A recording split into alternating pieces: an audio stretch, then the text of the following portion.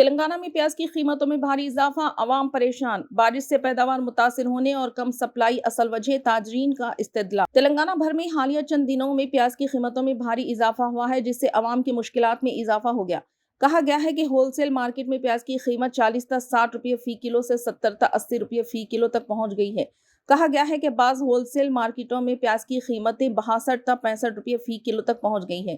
ये कीमतें प्याज की क्वालिटी और मियार के मुताबिक अलग अलग हो रही है। इसके अलावा रिटेल मार्केट में प्याज की कीमतें 70 या 80 रुपये फी किलो तक भी फरोख्त की जा रही है। ये कीमतें गुज़िश्ता 3 से 4 माह की कीमतों में सबसे ज्यादा करार दी जा रही है। ताजरीन का कहना है कि कर्नाटक और महाराष्ट्र के इलाकों में गुज़िश्ता सीजन में बहुत ज्यादा बारिश की वजह से प्याज की पैदावार मुतासिर हुई है, जिसकी वजह से कीमतों में इजाफा दर्ज किया जा रहा है। ताजरीन का कहना है कि फी कुंटल प्याज की कीमत में तकरीबन 2000 रुपये तक का इजाफा हो गया।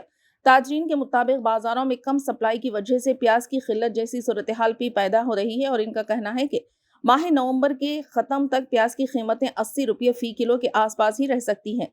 उस्मानगंज मार्केट के एक ताजिर ने यह बात बताई। हैदराबाद को प्याज की दरामद महाराष्ट्र में नासिक और आंध्र प्रदेश में करनूल के अलावा कर्नाटक के कुछ इलाकों से होती है।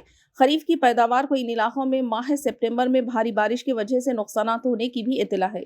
एक ओहदेदार ने बताया कि मलकपेट मार्केट में यौमिया प्याज की 200 ट्रक्स आया करती थी, अब ये तादाद 150 हो गई है।